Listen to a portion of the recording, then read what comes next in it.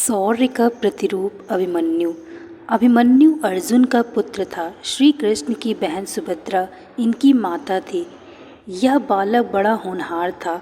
अपने पिता के सारे गुण इसमें विद्यमान थे। स्वभाव का बड़ा क्रोधी था और डरना तो किसी से इससे जाना ही नहीं जाता था। इसी निर्भयता और क्रोधी स्वभाव के कारण इसका नाम निर्भय मन्नु क्रोधित अभिमन्यु पड़ा था। अर्जुन ने धनुर्वेद का सारा ज्ञान इसको दिया था। अन्य अस्त्र शस्त्र चलाना भी इसने सीखा था। पराक्रम में यह किसी वीर से भी कम नहीं था। 16 वर्ष की अवस्था में ही अच्छे अच्छे सेनानियों को चुनौती देने की शक्ति और सामर्थ्य इसमें थी। इसकी मुखाकृति और शरीर का डिलडौल भी असाधारण योद्धा का था। वृषभ के समान ऊंचे और भरे हुए कंधे थे। उभरा वक्ष स्थल था और आंखों में एक जोश था। महाभारत का भीषण संग्राम छिड़ा हुआ था। पितामह धराशायी हो चुके थे। उनके पश्चात गुरु द्रोणाचार्य ने कौरवों का सेनापतित्व संभाला था। अर्जुन पूरे पराक्रम के साथ युद्ध कर रहा था।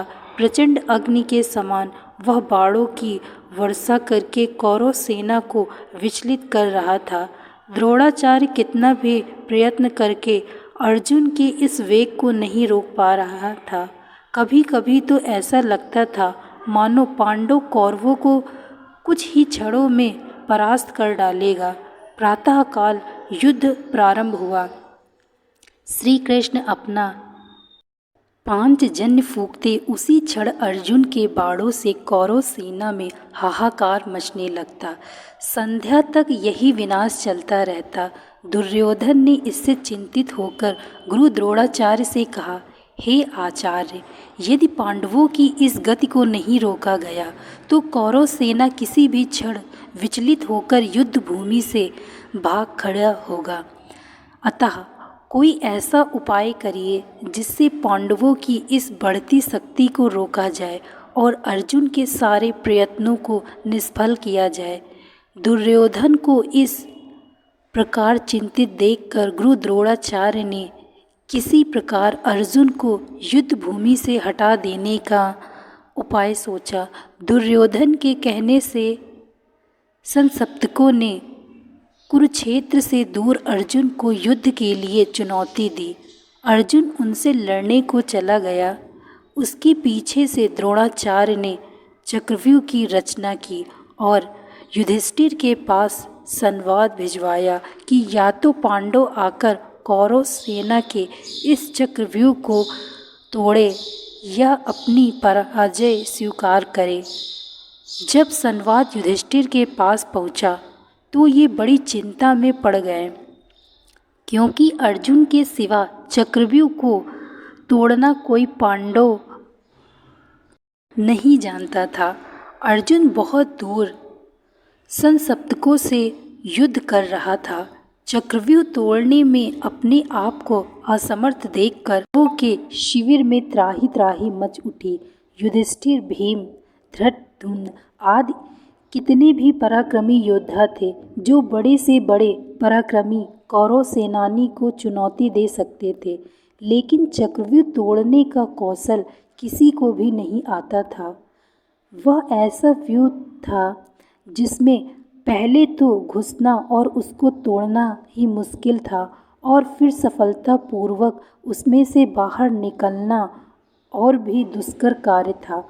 कौरव सेना के सभी प्रमुख महारथी उस चक्रव्यूह के दौरों की रक्षा कर रहे थे। जब सभी किन कर्तव्य विमूढ़ के सभा में बैठे हुए थे और अर्जुन के बिना सिवाय इसके कि वे अपनी पराजय स्वीकार कर ले, कोई दूसरा उपाय उनको नहीं सूझ पड़ रहा था। अभिमन्यु वहां आया और सभी को गहन चिंतन में डूबा हुआ पाकर युधिष्ठिर से पूछने लगा कि चिंता का क्या कारण है। युधिष्ठिर ने सारी बात बता दी। उसे सुनकर यह वीर बालक अपूर्व साहस के साथ बोला, आर्य, आप इसके लिए चिंता ना करें। दुष्ट कौरवों का यह षड्यंत्र किसी प्रकार भी सफल नहीं हो सकेगा। यदि अर्जुन नहीं है तो उनका वीर पुत्र अभिमन्यु तो यहाँ है।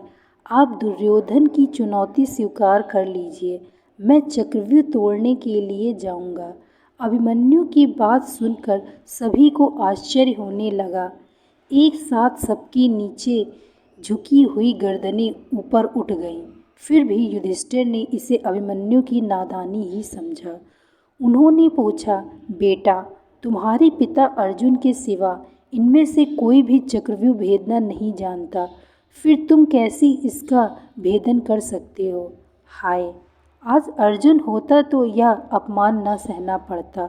संध्या काल तक भी वह गांडीवबंधा नहीं आ सकेगा और पांडवों की यह सेना जिसको लेकर वह प्रचंड वीर अभी तक युद्ध करता रहा है, अपने अस्त्र डालकर कौरवों से पराजय स्वीकार कर लेगी। हाय हाय क्रूर विधाता! यह कहकर युधिष्ठिर अधीर हो उठे। उसी क्षण अभिमन्यु ने सिंह की तरह गरज कर कहा, आर्य, आप मुझे बालक न समझें। मेरे रहते पांडवों का कौरव कभी नहीं मिट सकता। मैं चक्रव्यूह को भेदना जानता हूँ। पिता से मुझे चक्रव्यूह के भीतर घुसने की क्रिया को बतला दी थी, लेकिन उससे बाहर निकलना नहीं बताया था।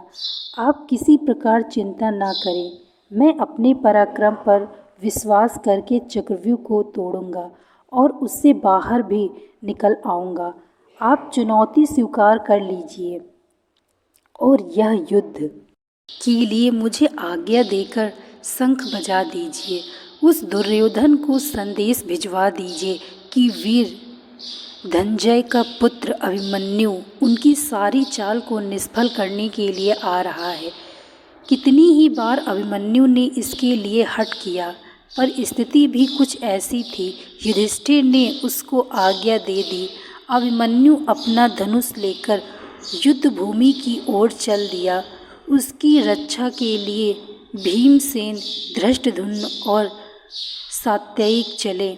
चक्रव्यूह के पास पहुंचकर अभिमन्यु ने बाणों की वर्षा करना आरंभ कर दिया और शीघ्र ही अपने पराक्रम से उसने पहले दौर को तोड़ दिया और वह तीर की सी गति व्यूह के अंदर घुस गया। लेकिन भीमसेन, सात्यकी और धृष्टद्युम्न उसके पीछे व्यूह में नहीं घुस पाए। उन्होंने कितना ही पराक्रम दिखाया, लेकिन जयद्रथ ने उनको रोक लिया और वहीं से अभिमन्यु अकेला रह गया।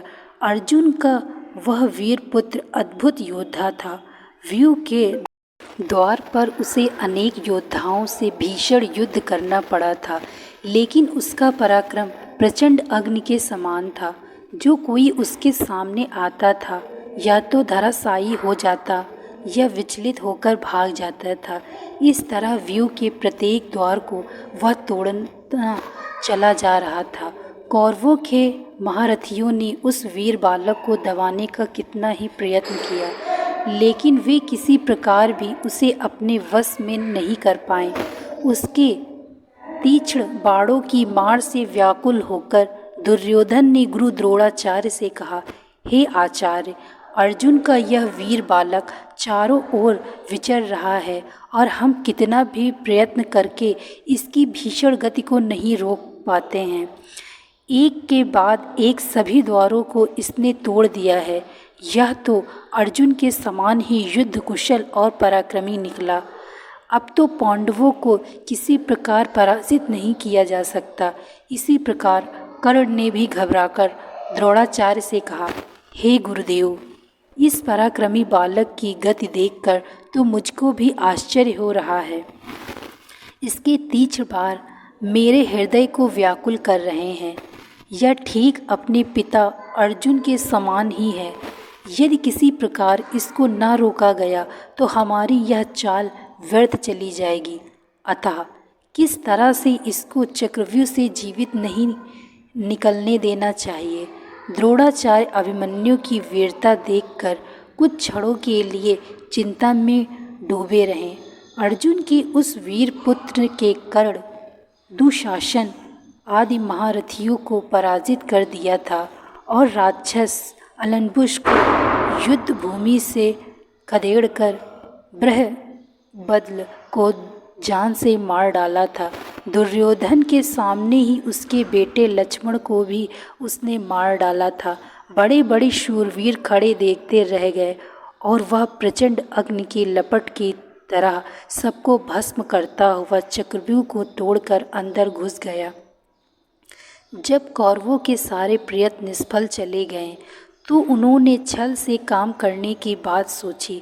अलग अलग लड़कर कोई भी महारथी अभिमन्यु से नहीं जीत सकता था, इसलिए उन्होंने मिलकर उस पर आक्रमण करने का निश्चय किया।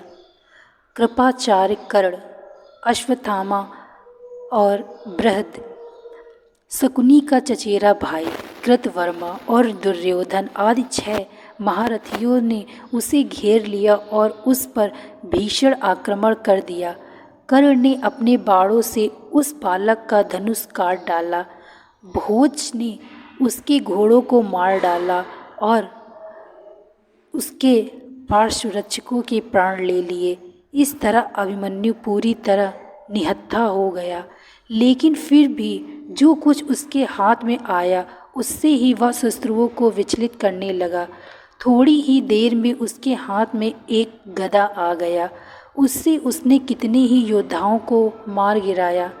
दुशासन का बेटा उसके सामने आया, घोर संग्राम हुआ।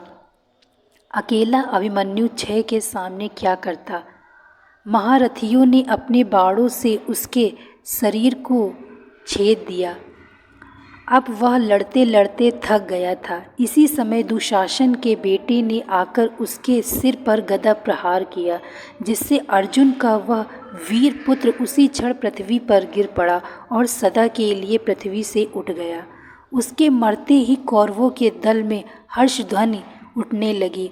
दुर्योधन और उसके सभी साथी इस निहत्थे बालक की मृत्यु पर फूले नहीं समाये। किसी को भी उसकी अन्याय से की गई हत्या पर तनिक भी खेद और पश्चाताप नहीं था। जब अभिमन्यु की मृत्यु का समाचार पांडव दल में पहुंचा तो युधिष्ठिर शोक से व्याकुल हो उठे। अर्जुन की अनुपस्थिति में उन्होंने उसके लाल को युद्ध भूमि में भेज दिया था। अब उनके आने पर वे उसको क्या उत्तर देंगे, इसका संताप उनके हृदय को व्याकुल कर रहा था। भीम भी अपने भतीजे की मृत्यु पर रोने लगा। वीर अभिमन्यु की मृत्यु से पांडवों की पूरे शिविर में हाहाकार मच गया। संशब्दकों से युद्ध समाप्त करके जब अर्जुन वापस आया तो वह दुखपूर्ण समाचार सुनकर मूर्छित हो उठा और अभिमन्यु के लिए आर्त स्वर से रुदन करने लगा। श्री कृष्ण ने उसे काफ़ी धैर्य बंधाया, लेकिन अर्जुन का संताप किसी प्रकार भी दूर नहीं हुआ। प्रतिशोध की आग उसके अंदर में धधकने लगी और जब तक जयद्रथ को मारकर उसने अपने बेटे के खून का बदला न ले लिया तब तक उसको संतोष नहीं आया। श्री कृष्ण को भी अभिमन्यु की मृत्यु पर कम दुख नहीं हुआ था, लेकिन वे तो योगी थे। बालकों की तरह रोना उन्हें नहीं आता था। प्रतिशोध की आग उनके अंदर भी जल रही थी। उन्होंने स्पष्ट कहा था कि अपने भांजे अभिमन्यु की मृत्यु का बदला लिए बिना वह नहीं मानेंगे। अभिमन्यु की स्त्री का नाम उत्तरा था। वह मत्स्य नरेश विराट की पुत्री थी। अज्ञातवास के समय अर्जुन विराट के यहाँ उत्तरा को नाचने गाने की शिक्षा देते थे। बाद में विराट को सारा हाल मालूम हो गया था, इसलिए लोकापघात के डर से वे अपनी पुत्री का विवाह अर्जुन के सिवा किसी अन्य पुरुष के साथ नहीं करना चाहते थे। अर्जुन के स्वीकार न करने पर विराट ने उत्तरा का विवाह उसी के पुत्र अभिमन्यु के साथ कर दिया। इन दोनों का विवाह बाल्यावस्था में ही हो गया था। उस युग में बाल विवाह की प्रथा तो इतनी प्रचलित नहीं थी, लेकिन विवाह के पीछे राजनीतिक कारण निहित था। पांडवों को इसके पश्चात मत्स्य नरेश से हर प्रकार की सहायता मिल सकती थी। अपने पति की मृत्यु पर उत्तरा शोक से पागल हो उठी थी। श्री कृष्ण ने उसे कितना ही समझाया था, लेकिन फिर भी कितने ही दिनों तक उसका रुदन एक क्षण को भी नहीं रुका था। वह उस समय गर्भवती थी। आततायी अश्वत्थामा ने पांडवों के वंश को समूल नष्ट कर देने के लिए इस गर्भस्थ बालक पर ब्रह्मास्त्र का प्रयोग किया था, लेकिन श्री कृष्ण ने उसे रोक लिया था और इस प्रकार श्री पांडवों के कुल की रक्षा के निश्चित अवधि के पश्चात उत्तरा के गर्भ से बालक का जन्म हुआ। चूँकि सभी कुछ क्षय को जाने के पश्चात इस बालक का जन्म हुआ था, इसलिए इसका नाम परीक्षित रखा गया। यही पांडवों की वंश परंपरा को आगे बढ़ाने वाला हुआ। दोस्तों, मैं आशा करती हूँ आपको यह कहानी अच्छी लगी होगी। यदि कहानी अच्छी लगी हो तो वीडियो को लाइक तथा चैनल को सब्सक्राइब अवश्य करें। Thank you so much watching this video. Like, share and subscribe.